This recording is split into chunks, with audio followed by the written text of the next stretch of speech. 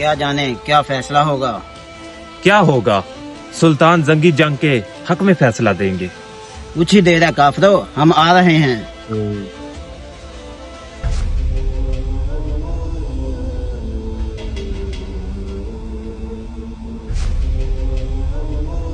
کیا ہوا امیر؟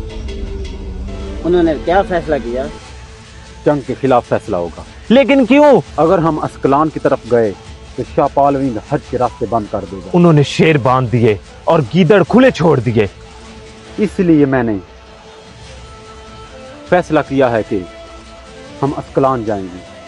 معذرت چاہتے ہیں یا امیر، اگر ہم ریاست کے خلاف گئے تو اس کا نتیجہ بہت برا ہوگا۔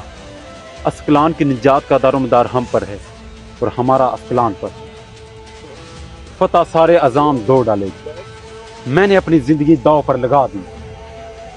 اب چاہے بابا کے بدلے اس کی یا دشمن جھکائے، مجھے کوئی پرواہ نہیں۔ کیا تم سب میرے ساتھ ہو؟